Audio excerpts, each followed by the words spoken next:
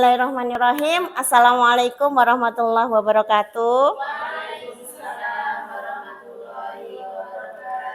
Baik teman-teman ustadzah semuanya, terima kasih atas kehadirannya di siang hari ini. Dan di kesempatan kali ini, saya Vika Yudi Hidayati, Sarjana Ilmu Komunikasi, ingin menyampaikan diseminasi modul 1.4 Budaya Positif program calon guru penggerak.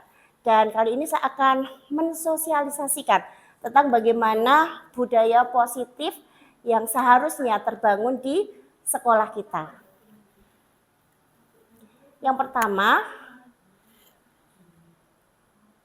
apakah budaya positif itu? Nah, budaya positif itu adalah nilai-nilai, keyakinan-keyakinan, dan kebiasaan-kebiasaan di sekolah yang berpihak pada murid, agar murid dapat berkembang menjadi pribadi yang kritis, penuh hormat, dan juga bertanggung jawab. Nah, kemudian selanjutnya, apa latar belakang diterapkannya budaya positif di sekolah? Sebagaimana yang kita ketahui bahwa pendidikan itu merupakan salah satu hal terpenting dalam menentukan kemajuan suatu bangsa. Jika sebuah bangsa semakin baik kualitas pendidikannya, maka akan semakin baik pula sumber daya manusianya. Dan sumber daya manusia inilah yang kelak akan memajukan kualitas bangsanya. Jadi penting sekali bagaimana kita para guru mulai memberdayakan budaya positif di sekolah. Kemudian bagaimana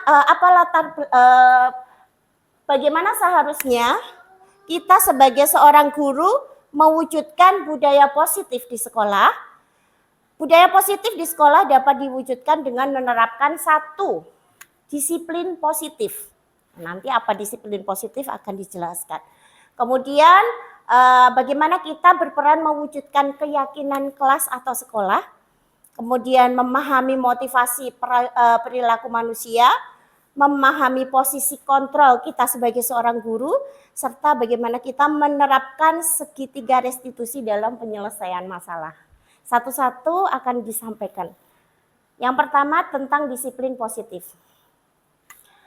Disiplin positif adalah cara menerapkan pendisiplinan yang bertujuan untuk menumbuhkan kesadaran serta memberdayakan anak untuk mandiri. Disiplin positif dilakukan supaya anak melakukan sesuatu bukan karena ditakut-takuti atau dengan hukuman atau ancaman atau karena dijanjikan sogokan atau hadiah. Ini masih sering kita lakukan ya, karena kalau tidak diberi hadiah tidak mempan. Nah, betul. Dalam penerapannya di sekolah, disiplin positif merupakan pendekatan yang tetap memperhatikan hak-hak murid untuk berkembang dengan sehat, mendapatkan pelindungan, dan merasa nyaman untuk terlibat dalam proses pendisiplinan. Selanjutnya, tugas kita sebagai seorang guru adalah bagaimana menumbuhkan motivasi internal dalam diri murid agar mereka menjadi orang yang mereka inginkan dan menghargai diri mereka sendiri dengan nilai-nilai yang mereka percaya. Bagaimana caranya? Dengan cara menghindari hukuman, ya, dan pemberian penghargaan yang berlebihan untuk meminimalisir motivasi eksternal murid. Jadi yang kita harus lakukan adalah ketika misalnya ada suatu anak memiliki masalah, penyelesaiannya itu fokus pada bagaimana menumbuhkan motivasi internal. Jadi bukan karena takut hukuman atau karena akan diiming-imingi hadiah, tapi bagaimana mereka sadar tentang apa yang mereka lakukan itu. Nah, sekarang kita belajar tentang 3 motivasi perilaku manusia. Diane Gozen dalam bukunya Restructuring School Discipline menyatakan ada 3 motivasi perilaku manusia.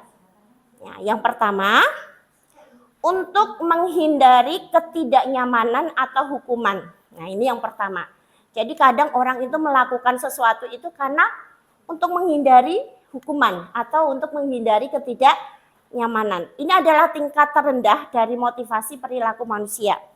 Biasanya orang yang motivasi perilakunya untuk menghindari hukuman atau ketidaknyamanan akan bertanya, apa yang akan terjadi bila saya tidak melakukannya? Sebenarnya mereka sedang menghindari permasalahan yang mungkin muncul dan berpengaruh pada mereka secara fisik, psikologis maupun tidak terpenuhinya kebutuhan mereka bila mereka tidak melakukan tindakan tersebut. Motivasi ini bersifat eksternal ya, untuk menghindari apa tadi? Hukuman. Kemudian motivasi yang kedua adalah untuk mendapatkan imbalan atau penghargaan orang lain, ingin dipuji dan sebagainya. Satu tingkat di atas motivasi yang pertama. Di sini orang berperilaku untuk mendapatkan imbalan atau penghargaan dari orang lain. Orang dengan motivasi ini akan bertanya, apa yang akan saya dapatkan bila saya melakukannya? Mereka melakukan sebuah tindakan untuk mendapatkan pujian dari orang lain yang menurut mereka penting dan mereka letakkan dalam dunia berkualitas mereka. Mereka juga melakukan sesuatu untuk mendapatkan hadiah, pengakuan atau imbalan. Motivasi ini juga bersifat eksternal. Contohnya misalnya di kelasnya Asih ada Mbak Ayah yang sampai saat ini belum mau memakai jilbab. Misalnya kita besok Mbak Ayah ke sekolah ya pakai jilbab. Kalau Mbak Ayah ke sekolah pakai jilbab, Asih mau kasih hadiah. Nah seperti ini, penghargaan. Jadi ketika Mbak Ayah ternyata kok mau pakai jilbab, ya bisa jadi karena itu adalah karena mau diberi embel-embel hadiah. Tapi ternyata yang kita bangun itu bukan hal seperti itu. Nah yang ketiga ini, untuk menjadi orang yang mereka inginkan dan menghargai diri sendiri dengan nilai-nilai yang mereka percaya. Orang dengan motivasi ini akan bertanya, akan menjadi orang yang seperti apa apabila saya melakukannya? Mereka melakukan sesuatu karena nilai-nilai yang mereka yakini dan hargai. Dan mereka melakukannya karena mereka ingin menjadi orang yang melakukan nilai-nilai yang mereka yakini tersebut. Ini adalah motivasi yang akan membuat seseorang memiliki disiplin positif. Karena motivasi berperilakunya bersifat internal, bukan eksternal. Masih dengan Mbak Ayah tadi, misalnya kita menyampaikan, Allah sayang loh sama anak yang menutup auratnya. Nah kira-kira menurut Ustadzah, apakah bisa anak-anak usia PAUD kita berikan sebuah keyakinan yang akan memunculkan motivasi intrinsik dalam dirinya? Bisa atau tidak kira-kira? Bisa ya, bisa. Nah, itu PR kita. Jadi bagaimana menumbuhkan kesadaran dalam diri anak tanpa embel-embel hukuman ataupun penghargaan, tapi bagaimana memunculkan kesadaran dalam diri mereka. Nah, sekarang kita akan belajar tentang hukuman, konsekuensi, dan restitusi. Sebenarnya fokusnya adalah restitusi karena kita sudah paham terkait dengan hukuman dan konsekuensi. Sering kita menerapkan yang namanya konsekuensi, bukan hukuman ya kalau di sini, tapi konsekuensinya sering. Nah sekarang kita terkait dengan restitusi. Restitusi adalah proses menciptakan kondisi bagi murid untuk memperbaiki kesalahan mereka, sehingga mereka bisa kembali kepada kelompok mereka dengan karakter yang lebih kuat. Restitusi juga merupakan proses kolaboratif yang mengajarkan murid untuk mencari solusi untuk masalah mereka dan membantu murid berpikir tentang orang seperti apa yang mereka inginkan dan bagaimana mereka harus memperlakukan orang lain. Ini beberapa perbedaan terkait dengan hukuman, konsekuensi, dan restitusi. Jadi hukuman itu bisa jadi akan membuat murid tidak merasa nyaman, betul enggak? Mungkin ketika misalnya ada seorang murid gitu ya, ketika sholat bercanda, sudah mas keluar saja daripada mengganggu temannya. Ini bentuk sebuah hukuman. Nyaman enggak si anak tadi? Nyaman. Apakah dengan hukuman ketika mereka besoknya ketika sholat, apakah mereka sadar bahwa aku kalau sholat gojek mungkin akan ustazah akan mengeluarkanku dari kelas misalnya seperti itu. Jadi motivasinya karena apa tadi? Takut hukuman. Gitu ya. Kemudian yang kedua konsekuensi, tidak nyaman untuk murid atau anak untuk jangka waktu yang pendek. Sedangkan restitusi adalah menguatkan murid dalam jangka waktu yang panjang. Kemudian kalau hukuman, ya korban itu mendapatkan keadilan. Kalau konsekuensi, korban bisa diabaikan. Kalau restitusi, korban mendapatkan ganti. Misalnya ketika ada suatu anak memukul temannya, kadang kita langsung konsekuensinya apa? Konsekuensinya misalnya karena kenapa memukul? Karena tadi mengambil mainanku seperti itu. Kemudian kita buru-buru untuk sudah saling memaafkan aja. Akhirnya diabaikan. Tetapi bagaimana kita ketika restitusi itu paham kenapa memukul, alasannya apa, bagaimana kalau kamu ingin menjadi seperti apa kalau memang tidak memukul. Jadi menumbuhkan kesadaran gitu ya. Kemudian murid atau anak akan tersakiti, itu kalau hukuman. Sedangkan konsekuensi, murid atau anak dibuat tidak nyaman, ya. Kemudian murid atau anak akan mendapatkan penguatan, itu kalau di restitusi. Selanjutnya, ya, hukuman itu negatif, konsekuensi itu netral, restitusi itu positif. Contoh-contoh ya. Kalau hukuman awas kalau dilakukan lagi ya nanti awas kamu, misalnya itu ancaman ya, ancaman. Kalau konsekuensi lakukan apa yang saya katakan. Kalau restitusi apa yang sesungguhnya ingin kamu lakukan. Kemudian kalau hukuman juga mendorong menyalahkan diri sendiri. Jadi kadang kita itu puas kalau anak merasa bersalah. Padahal kita tidak seharusnya membuat anak merasa bersalah. Kemudian yang kedua, mendorong kepatuhan. Itu kalau konsekuensi. Kamu lakukan apa, konsekuensinya ini. Kamu lakukan apa, konsekuensinya ini gitu ya. Kepatuhan. Tapi kalau restitusi mendorong disiplin positif. Selanjutnya ya. Contoh ini teman-teman, nanti teman-teman bisa kita diskusikan ya. Contoh kasus, Ibu Anas, guru kelas 2 SD mendapatkan masalah. Murid-muridnya tidak bisa tertib berdiri antri di depan pintu kelas. Dan selalu berebutan masuk ke dalam kelas setelah jam istirahat usai.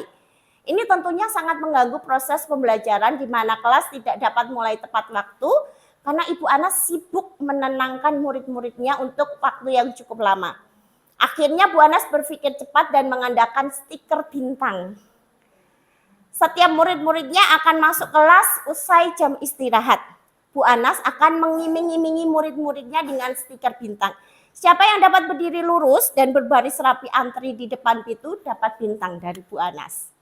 Sebagian besar murid-muridnya menyambut tantangan tersebut dan langsung berdiri rapi di depan pintu agar mendapatkan stiker bintang. Kita banget ya itu ya.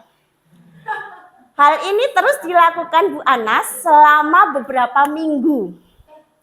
Karena cukup berhasil membuat murid-muridnya berdiri rapi antri di depan pintu. Sampai pada suatu saat Bu Anas sakit dan terpaksa digantikan Pak Heru. Pak Heru tidak mengetahui tentang stiker bintang. Dan benar saja, pada saat mau masuk kelas usai jam istirahat, murid-murid kelas 2 kembali berebutan masuk kelas. Apa yang terjadi? Mengapa? Nah, pertanyaannya, coba teman-teman diskusikan. Berdasarkan teori motivasi yang telah kita pelajari tadi, kira-kira apa motivasi murid-murid kelas untuk bersedia berdiri antri sebelum masuk kelas? Apa motivasinya? Hadiah. Hadiahnya berupa stiker bintang. Kalau tidak ada hadiah berarti belum tentu bisa rapi, gitu ya.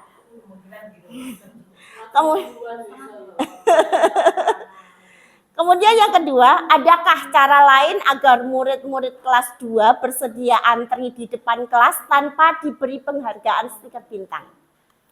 Contoh caranya seperti apa, Ustazah? TK, kita TK. Ini kelas 2, berarti cara berpikirnya lebih tinggi lagi dibandingkan anak TK. Kelas 2, aturannya lebih paham. Ada cara lain?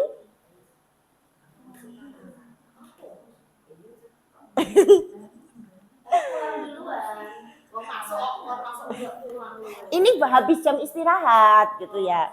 Ya tadi salah satunya adalah memberikan keyakinan kelas gitu ya. Apa keyakinan kelas nanti akan dijelaskan. Nah, sekarang tadi kan hukuman, konsekuensi dan restitusi. Sekarang penghargaan.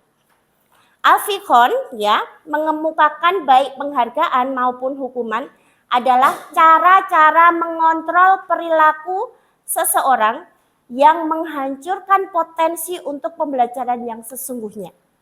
Menurut Khon, secara ideal tindakan belajar itu sendiri adalah penghargaan sesungguhnya.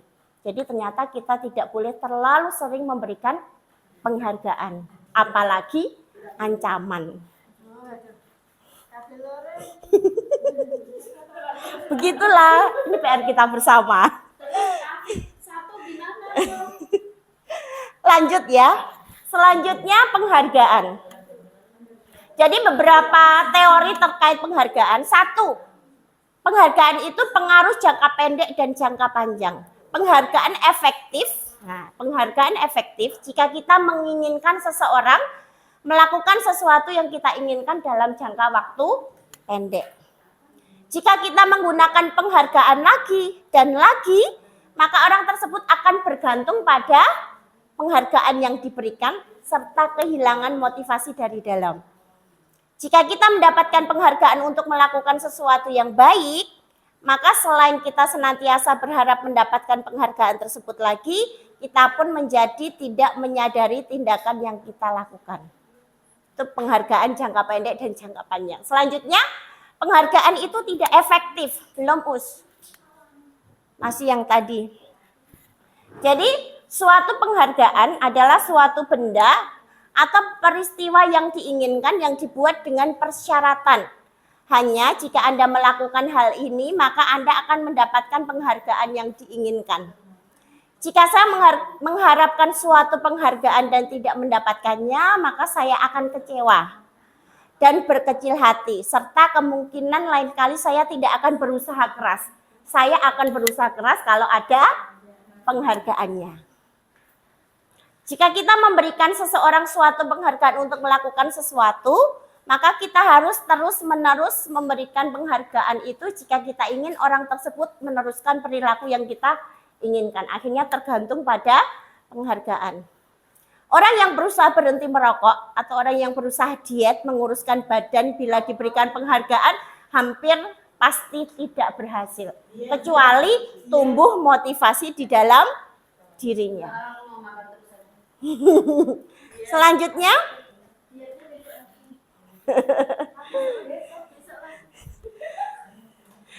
kemudian penghargaan mengurangi ketepatan. Dalam riset 1, ini dalam riset 1,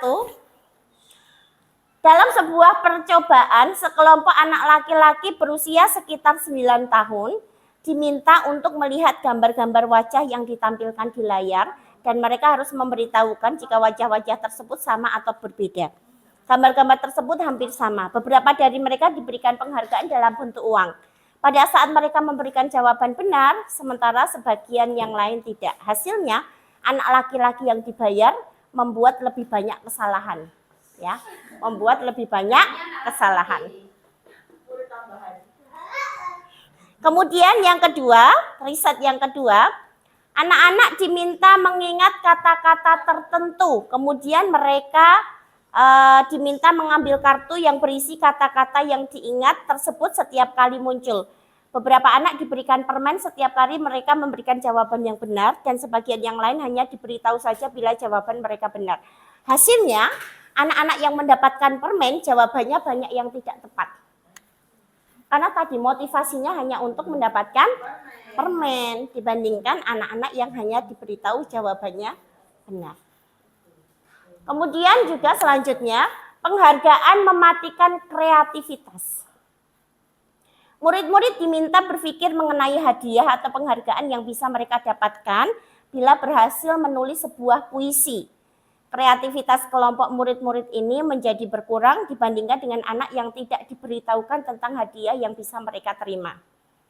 Penelitian menunjukkan bahwa pekerjaan seni atau sebuah penulisan cerita menjadi kurang kreatif bila dijanjikan sebuah hadiah atau penghargaan.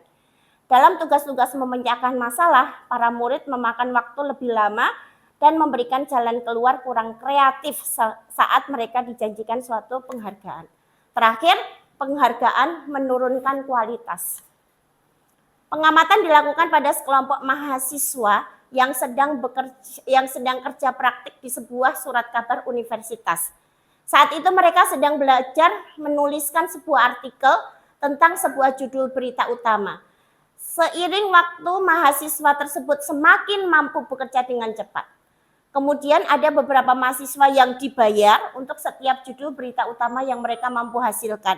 Dan setelah beberapa lama mahasiswa yang dibayar ini, hasil kinerjanya berhenti berkembang. Mereka yang tidak mendapat bayaran terus berupaya mengasah diri menjadi lebih baik. Itu terkait dengan penghargaan. Penghargaan juga menghukum. Murid-murid diminta berpikir mengenai hadiah untuk mendapatkan penghargaan. Misalnya dalam sistem ranking, mereka yang mendapatkan ranking kedua akan merasa paling dihukum. Terakhir, yang perlu kita tumbuhkan ini, motivasi dalam diri atau intrinsik. Saat seorang anak belajar untuk pertama kali menggabungkan huruf-huruf dan kata-kata, serta menyadari bahwa ia dapat membaca, timbul pijar di matanya dan sebuah senyuman di wajahnya. Anak tersebut begitu gembira bahwa ia telah mempelajari dan menguasai suatu keterampilan baru. Kesadaran akan kemampuannya bahwa dia sudah bisa membaca, sesungguhnya sudah merupakan suatu penghargaan. Jika kita memberikan penghargaan kepada seorang anak pada saat dia sedang merasa bangga dengan pencapaiannya sendiri, maka kita akan mengambil kegembiraan yang saat itu sedang dirasakannya secara alamiah. Seperti itu ya. Lalu teori kontrol, sebelum kita masuk ke posisi kontrol guru. Jadi ada teori kontrol yang dikemukakan oleh Dr. William Glasser. Yang pertama adalah ilusi guru mengontrol murid. Pada dasarnya, kita tidak dapat memaksa murid untuk berbuat sesuatu jika murid tersebut memilih untuk tidak melakukannya. Walaupun tampaknya guru sedang mengontrol perilaku murid, hal demikian terjadi karena murid sedang mengizinkan dirinya untuk dikontrol. Saat itu bentuk kontrol guru menjadi kebutuhan dasar yang dipilih murid tersebut. Teori kontrol yang menyatakan bahwa semua perilaku memiliki tujuan, bahkan terhadap perilaku yang tidak disukai.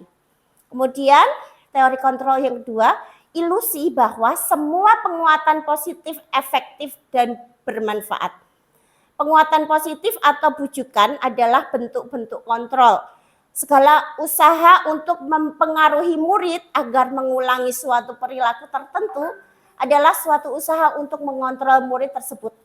Dalam jangka waktu tertentu, kemungkinan murid tersebut akan menyadarinya dan mencoba untuk menolak bujukan kita, atau bisa jadi murid tersebut menjadi tergantung pada pendapat sang guru untuk berusaha. Kemudian teori kontrol yang ketiga, ilusi bahwa kritik dan membuat orang merasa bersalah dapat menguatkan karakter. Ini kadang kita masih pakai kayak gini. Kamu nggak kasihan sama ustadzah? Pernah nggak mengucapkan hal itu? Nah, menggunakan kritik dan rasa bersalah untuk mengontrol murid menuju pada identitas gagal. Mereka belajar untuk merasa buruk tentang diri mereka sendiri. Mereka mengembangkan dialog diri yang negatif. Kadangkala sulit bagi guru untuk mengidentifikasi bahwa mereka sedang melakukan perilaku ini. Karena seringkali guru menggunakan suara yang halus untuk menyampaikan pesan negatif. ngomongnya halus. Kamu nggak kasihan sama ustazah, ya kan gitu, halus kan? Tapi itu jelek, membuat diri merasa bersalah. Kemudian ilusi bahwa orang dewasa memiliki hak untuk memaksa. Banyak orang dewasa yang percaya bahwa mereka memiliki tanggung jawab untuk membuat murid-murid berbuat hal-hal tertentu. Apapun yang dilakukan dapat diterima selama ada sebuah kemajuan berdasarkan pengukuran kinerja. Pada saat itu pula orang dewasa akan menyadari bahwa perilaku memaksa tidak akan efektif untuk jangka waktu panjang dan sebuah hubungan permusuhan akan terbentuk. Ini jika kita memberikan hukuman biasanya. Nah, sekarang posisi kontrol. Apa posisi kontrol itu? Jadi seorang guru itu punya 5 posisi kontrol. Sebagai seorang penghukum, sebagai pembuat merasa bersalah, sebagai teman, sebagai pemantau, dan yang terakhir sebagai manajer. Apa posisi penghukum itu? Seorang penghukum bisa menggunakan hukuman fisik maupun verbal. Kalau kita insya Allah enggak ya fisik ya. Tapi mungkin verbal walaupun tidak sengaja.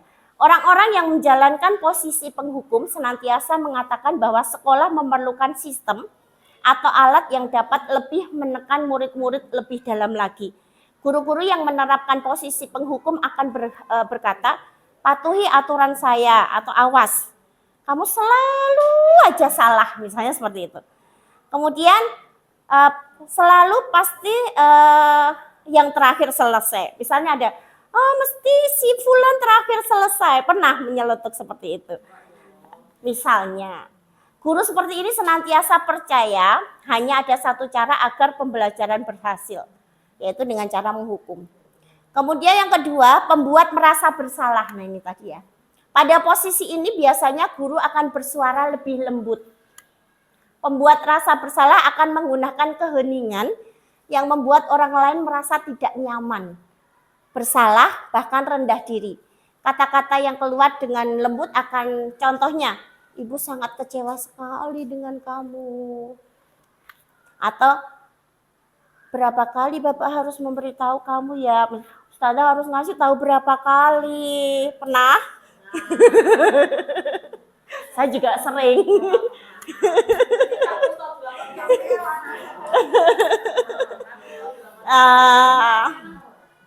Gimana coba kalau orang tua kamu tahu kamu berbuat begini, misalnya seperti itu. Di posisi ini murid akan memiliki penilaian diri yang buruk tentang diri mereka. Murid merasa tidak berharga dan telah mengecewakan orang yang disayanginya. Kemudian posisi teman. Guru, nah ini kita juga sering nih posisi teman. Guru pada posisi ini tidak akan menyakiti murid, namun akan tetap berupaya mengontrol murid melalui persuasi. Posisi teman pada guru bisa negatif ataupun positif. Positif di sini berupa hubungan baik terjalin antara guru dan murid.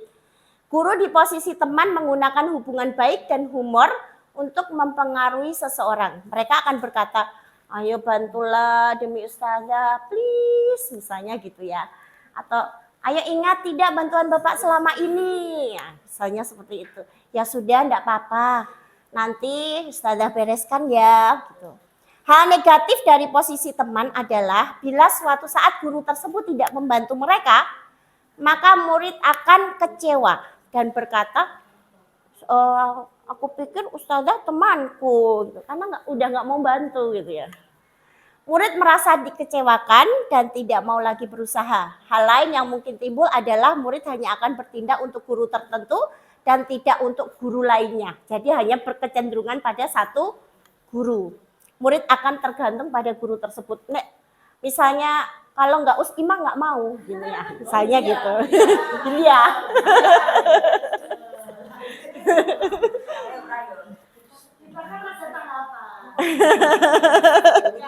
Selanjutnya posisi pemantau.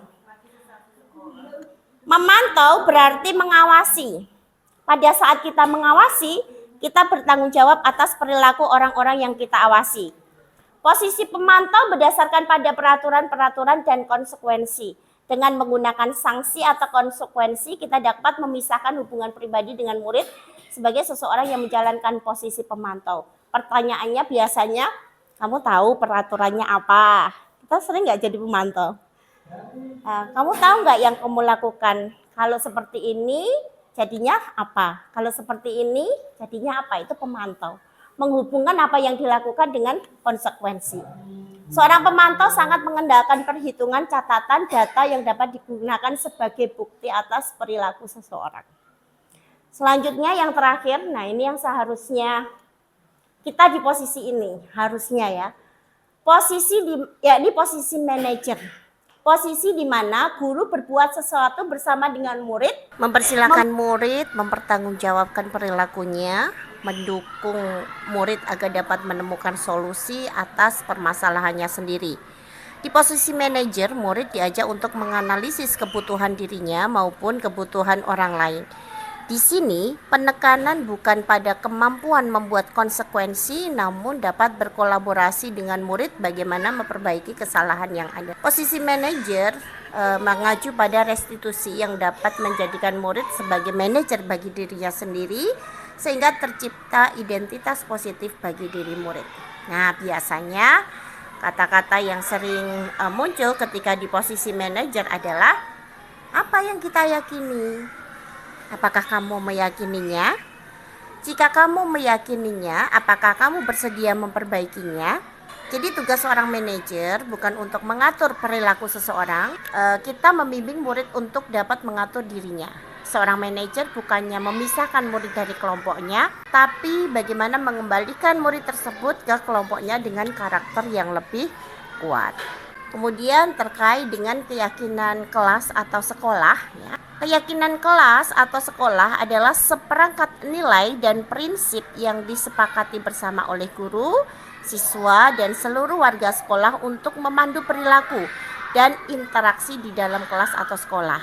Guru berperan dalam mewujudkan terbentuknya keyakinan kelas atau sekolah dengan adanya kesepakatan antara guru dan murid. Keyakinan kelas atau sekolah berupa pernyataan universal yang mudah diingat, dipahami, dan diterapkan di lingkungan sekolah. Nah, sekarang ada pertanyaan pemantik. Mengapa keyakinan kelas? Mengapa tidak peraturan kelas? Mengapa adanya keyakinan kelas penting untuk terbentuknya sebuah budaya positif? Bagaimana mewujudkan sebuah keyakinan yang efektif?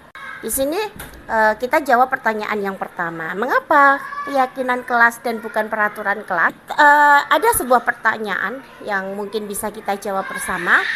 Mengapa kita memiliki peraturan tentang penggunaan helm pada saat mengendarai kendaraan roda 2 atau motor? Jawabannya apa? Betul, untuk keselamatan. Kemudian yang kedua, mengapa kita memiliki peraturan tentang penggunaan masker dan mencuci tangan setiap saat? Dan mungkin jawabannya adalah untuk kesehatan dan keselamatan. Nah, nilai-nilai keselamatan atau kesehatan inilah yang kita sebut sebagai suatu keyakinan, yaitu nilai-nilai kebajikan universal yang disepakati secara tersirat dan tersurat, lepas dari latar belakang, suku, negara, bahasa, maupun agama. Nah, mengapa keyakinan kelas itu penting dalam penegakan disiplin positif?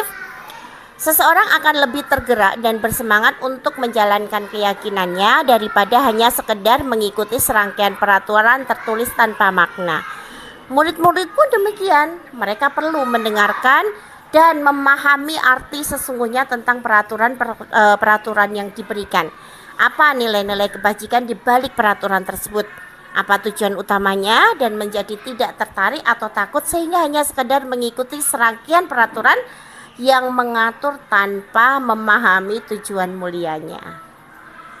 Lalu bagaimana mewujudkan sebuah keyakinan kelas yang efektif? Ini contohnya keyakinan kelas itu bersifat abstrak daripada peraturan yang lebih rinci dan konkret. Keyakinan kelas berupa pernyataan-pernyataan universal, misalnya disiplin, tertib, kemudian empati, dan lain-lain. Pernyataan keyakinan kelas senantiasa dibuat dalam bentuk positif. Keyakinan kelas hendaknya tidak begitu terlalu banyak sehingga mudah diingat dan dipahami oleh semua warga kelas. Keyakinan kelas sebaiknya sesuatu yang dapat diterapkan di lingkungan tersebut. Kemudian semua warga kelas hendaknya ikut berkontribusi dalam pembuatan keyakinan kelas lewat kegiatan curah pendapat. Bersedia meninjau kembali keyakinan kelas dari waktu ke waktu.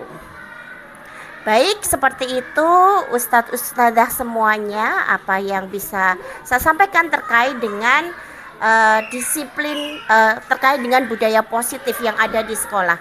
Dan nanti kita akan berdiskusi bersama, mungkin ada pertanyaan-pertanyaan yang ingin disampaikan supaya pertemuan ini bisa menjadi lebih bermanfaat, lebih hidup dan nantinya bisa kita laksanakan bersama. Terima kasih. Baik, teman-teman, mungkin dari pemaparan yang sudah disampaikan tadi, teman-teman punya pertanyaan yang barangkali bisa kita diskusikan bersama. Silakan Bu Nisa. Pertanyaan apakah yang ini disampaikan? Terima kasih itu saja untuk kesempatannya. Terkait budaya positif ya untuk anak-anak di PAUD gitu kan. Itu yang tadi sering kita lakukan di sekolah. Kira-kira bagaimana contoh budaya positif yang pas dan sesuai ketika kita mungkin memberikan reward atau mungkin memberikan kesan yang baik untuk anak. Kira-kira contoh simpel apa begitu yang bisa kita terapkan untuk anak. Begitu saja. Terima kasih.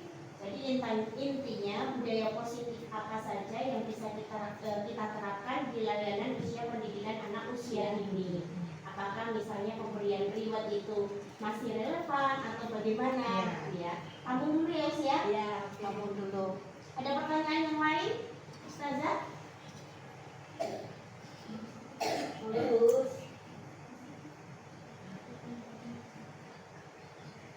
Ada ya? Ya, monggo sini. Ini kalau tadi Usmisa itu di kelompok TKA mungkin ya, di TK ya. Saya di kelompok bermain sama pertanyaannya hal yang sama, budaya positif apa yang bisa diterapkan di kelompok bermain karena secara usia perkembangan juga berbeda gitu. Nah, hal positif apa yang bisa kita terapkan seperti itu. Baik, terima kasih Usini pertanyaannya. Mau kita jawab dulu atau bagaimana Usini? Boleh dijawab dulu. Jadi kalau untuk anak-anak usia usia PAUD TKA dengan KB mungkin berbeda. Dan tadi ditanyakan misalnya terkait dengan penghargaan atau reward. Ya seperti yang disampaikan di dalam teori, mungkin reward itu bisa kita terapkan dalam jangka waktu yang pendek dan masih relevan untuk kita pakai. Hanya saja ketika ada sebuah permasalahan kemudian kita selesaikan dengan reward, kemudian ada permasalahan lagi kita selesaikan dengan reward, maka ya betul anak itu akan ketergantungan terhadap reward. Mungkin nanti seiring dengan pertambahan usianya kita tanamkan sedikit demi sedikit motivasi intrinsik dalam dirinya, walaupun mungkin anak belum begitu paham, tetapi pembiasaan untuk menanamkan motivasi intrinsik itu nanti lambat laun akan difahami oleh anak-anak. Intinya yang namanya guru itu kan harus gretek, sering diingatkan dan diingat, posisi mengingatkan, menasehati itu akan lebih baik ketika dalam kondisi yang tenang, bukan di depan teman-temannya dan ada bagaimana menasehati. Itu akan jauh lebih masuk ke dalam diri anak daripada apalagi ketika sedang tantrum. Gak mungkin anak bisa dinasehati, gak mungkin kita bisa menyelipkan motivasi intrinsik kepada anak yang tantrum. Kan anak kabeh kelompok bermain kan sering tantrum. Yang diperlukan ketika anak-anak tantrum adalah pelukan, kehangatan, gitu dulu kan. Ketika sudah tenang baru nanti dinasehati baik-baik. Apakah akan masuk ke dalam dirinya atau tidak? Ya perlahan sesuai dengan nanti jenjang usia mereka. Seperti itu ya Sia. Ya, terima kasih Usfika. Itu tadi ya jawaban dari Usfika. Mungkin sedikit menambahi dari saya. Untuk usia PAUD kan memang anak itu ada tahapan usianya nih. Jadi setiap tahapan usia itu memang kebutuhannya berbeda. Kalau anak-anak yang usia PAUD dia memang masih berpikir konkret. Jadi melihat ketika ada hadiah dia senang, ya itulah jadi benar. Nah itu tadi yang tidak boleh kita lupakan, menyelipkan nilai-nilai. Jadi ketika anak itu mau melakukan sesuatu, Allah itu pasti sayang. Allah itu akan memberikan balasan yang lebih baik,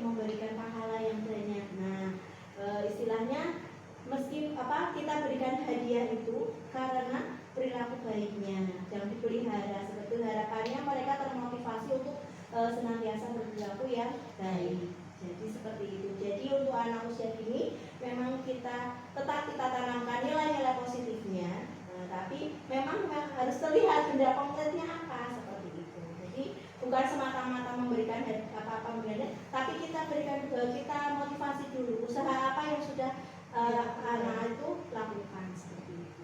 Terima kasih, semoga bisa menjawab pertanyaan. Terima kasih. Ada lagi yang mau ditanyakan? Silakan Bu Mas Fahmi. Terima kasih Ustazah. Tadi budaya positif ya, termasuk perkataan positif begitu ya. Kita mengajarkan ke anak itu kan kata-kata positif yang mungkin tidak diawali dengan kata tidak gitu tadi ya. Tapi terkadang saya sendiri mungkin ya sebagai guru itu kayak keceplosan bilangnya depannya sudah apa ya, negatif itu ya. Nah, bagaimana cara membiasakan kita sebagai guru untuk tetap perkataannya itu juga positif, karena anak-anak itu kan juga meniru kita sebagai guru gitu ya, di role modelnya anak-anak di sekolah gitu. Terima kasih. Baik, kita langsung jawab atau nanti? Kita coba jawab. Baik. Tadi kita coba jawab ya Ustazah untuk menanamkan kata-kata positif. Nah, tadi di proses segitiga restitusi ya. Jadi kita pahamkan hari kepada anak. Bukan. Dalam proses pembuatan keyakinan kelas. Nah, ketika anak-anak itu mengungkapkan kalimat-kalimat negatif, kita tanggung dulu. Dan setelah itu kita diskusikan. Kalau tidak boleh berkata kotor, berarti harus bagaimana?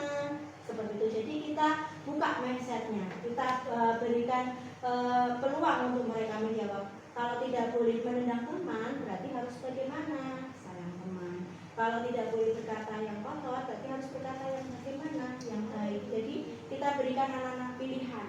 Jadi untuk mengganti kata-kata yang mereka munculkan itu dengan kata-kata yang positif. Seperti itu, mungkin Musfika mau menambahin? Kalau untuk itu kan untuk anak-anak, sedangkan tadi mungkin usaha yang dimaksudkan diri kita sebagai guru juga yang mungkin sering mengucapkan kalimat negatif dulu. Nah, mungkin hal-hal seperti ini perlu belajar ya. Jadi guru pun selain anak-anak belajar, guru pun juga harus belajar bagaimana sering mengucapkan kata-kata yang positif kepada anak. Jadi nggak boleh nakal, berarti kita ganti dengan kata-kata sering ya nak ya. Nggak boleh pukul-pukul teman, kita ganti dengan sayang teman. Jadi dan saya melihat di KB USUD itu sudah sering menerapkan kata-kata sayang teman. Itu sebenarnya hal yang baik, karena akhirnya anak masuk ke otaknya anak-anak itu yang diingat-ingat bukan tidak memukul teman, tapi bagaimana sayang kepada temannya. Jadi ya kita harus melatih diri kita sendiri untuk mengubah dari hal-hal kata-kata yang negatif menjadi kata-kata yang positif. Baik, kira-kira sudah cukup terjawab semuanya satu-satu. Baik, kita closing dulu ya. Baik, Ustazah semuanya, terima kasih sudah menyempatkan waktunya hadir di sini bersama kami dalam diseminasi budaya positif. Harapannya apa yang sudah kita sepakati bersama, ilmu-ilmu yang sudah kita dapatkan bersama bisa kita terapkan mulai dari kelas-kelas kita maupun di lingkup sekolah kita. Dengan membangun budaya yang positif, harapannya kita memunculkan generasi-generasi yang baik, juga generasi-generasi yang berkarakter, sehingga mereka bukan menjadi generasi-generasi yang lemah, tetapi apa yang terjadi kepada diri anak-anak itu ketika mereka memperbaikinya itu muncul dari dalam diri mereka, bukan dari hasil ancaman, hukuman ataupun penghargaan yang kita berikan, tetapi bagaimana memunculkan motivasi intrinsik dalam diri jiwa, dari dalam diri anak-anak. Terima kasih Ustazah semuanya. Jazakumullah khairan katsiran. Semoga pertemuan ini bermanfaat dan berkah untuk kita semua. Assalamualaikum warahmatullahi wabarakatuh. Waalaikumsalam.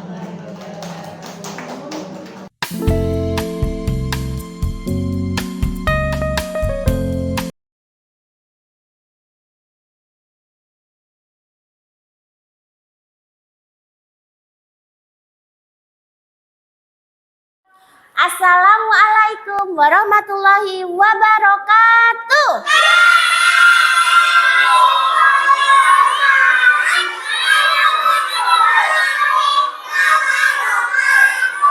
B4 B4. Oke, Masya Allah. Apakah teman-teman semangat hari ini? Coba Usfika cek dulu. Tepuk semangat. Yes, yes. Semangat, semangat. Yes. Oke. Kalau kau suka hati tepuk tangan. Kalau kau suka hati tepuk tangan. Kalau kau suka hati mari kita lakukan. Kalau kau suka hati tepuk tangan. Kalau kau suka hati pencet hidung, ngek-ngok. Kalau kau suka hati pencet hidung, ngek-ngok.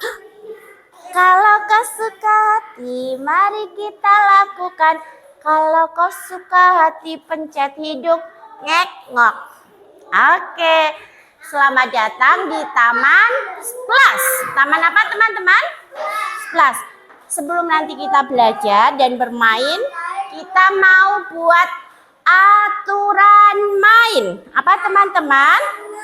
Aturan main. Kira-kira aturan main yang pertama apa? Jangan berebutan. Usfika tulis ya Mas Ke ya. Sebentar. Satu-satu. Usfika tulis dulu. Ya. 1. Jangan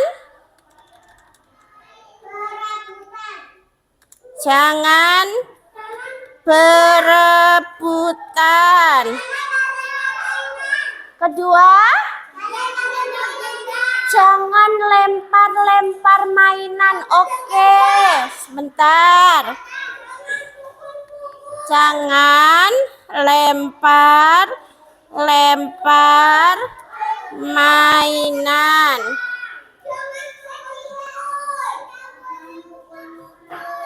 Oke, sebentar.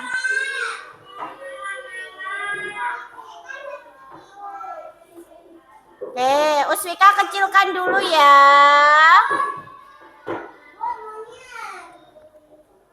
Oke, selanjutnya. Jangan marah-marah. Oke.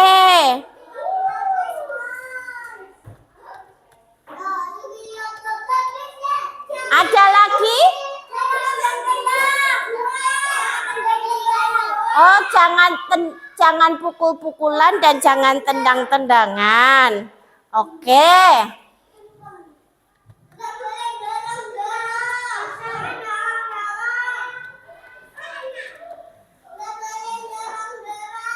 Tidak boleh dorong-dorong.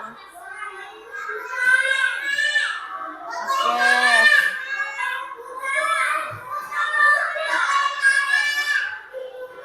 Oke. Apa nak? Tadi belum. Tidak boleh. Memang belum tidak boleh marah. Udah, jangan marah-marah sudah. Apalagi? Jangan berebutan sudah. Nomor 1. Jangan dorong-dorong. Oke.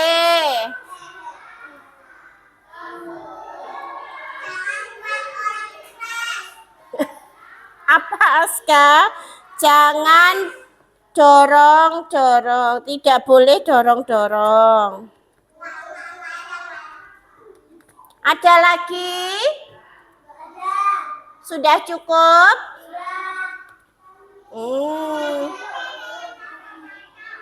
Apa? Nggak boleh nakal.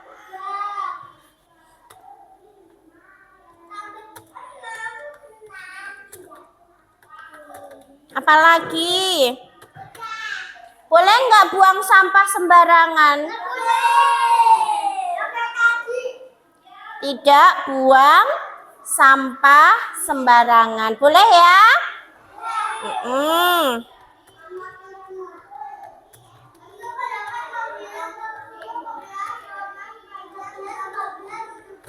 Ada lagi? Apa sudah cukup?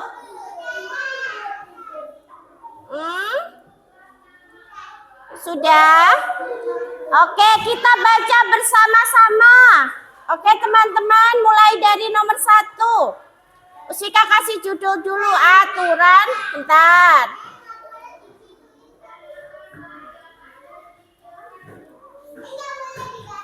Aturan main. Oke, nomor 1 apa? Itu loh, jangan berebutan. Yang kedua, apa yang kedua?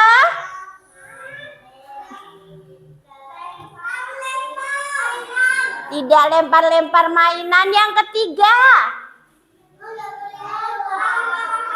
jangan marah-marah. Yang keempat dibaca. Jangan pukul-pukulan. Selanjutnya, yang kelima,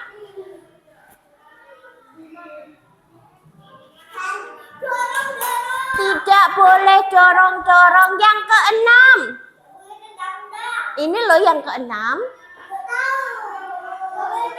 tidak boleh nakal. Yang ketujuh, tidak buang sampah sembarangan. Boleh nggak Uswika tambahin tidak lari-lari di dalam kelas? Boleh nggak? Ini TKB apa KB? Hah? TKB apa KB? Berarti belajarnya bagaimana? Fokus. Tidak lari-lari. Kita tambahin ya yang ke-8.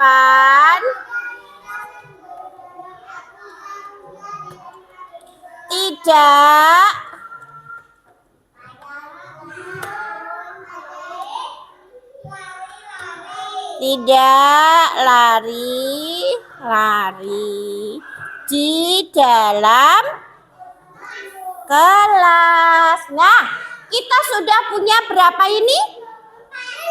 8 aturan main. Sekarang kita mau bikin namanya keyakinan kelas. Apa teman-teman?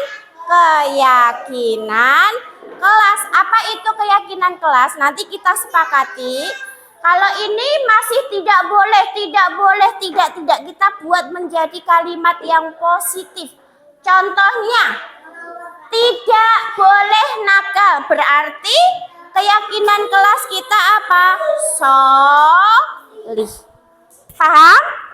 Oke, kita mau buat apa namanya? Keyakinan kelas. Apa teman-teman? Keyakinan kelas. Oke, Mas Aska keren banget. Keyakinan kelas. Keyakinan kelas. Dari tadi aturan yang sudah kita buat ya. Kita buat keyakinan kelas. Nomor 1, apa tadi nomor 1? Tidak nakal, tidak dorong-dorong, tidak tendang-tendang, berarti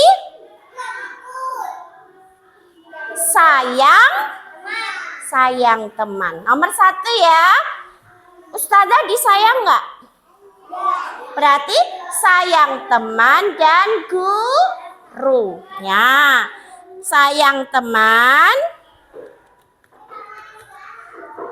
dan guru. Ustazah kan gurunya teman-teman. Yang kedua apa?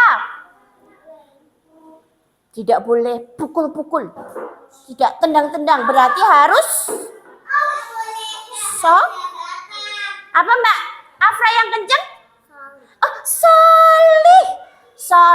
solih itu menjaga tangan, menjaga kaki, menjaga lisan, tidak menyakiti temannya. Bisa solih, menjaga tangan, menjaga kaki, menjaga lisan. Sepakat nggak teman-teman? Sepakat. Oke, solih. Yang selanjutnya. Apalagi Mas Aska, kalau tidak lari-lari di kelas berarti harus apa? Duduk tertib. Ya, tertib. Tertib. Lagi, satu lagi. Kalau tidak boleh buang sampah sembarangan berarti kelasnya harus apa? Dijaga? Dijaga? Dijaga kebersihannya. Oke. Dijaga kebersihannya. Apakah sudah cukup teman-teman? Kita baca bersama-sama. Siapa yang suaranya paling hebat? Siapa? Oke, kita baca bersama-sama. Keyakinan kelas. Nomor satu. Nomor satu apa? Sayang teman dan guru. Yang kedua, solih. Yang ketiga, tertib. Yang keempat,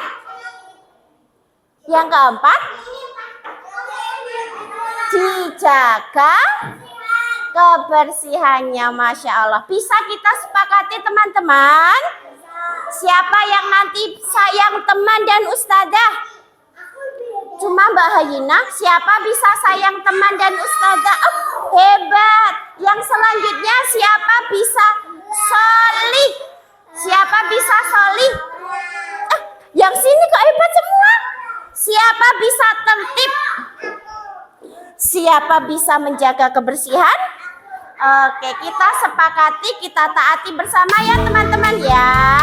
Terima kasih. Oke, sekarang kita mau belajar.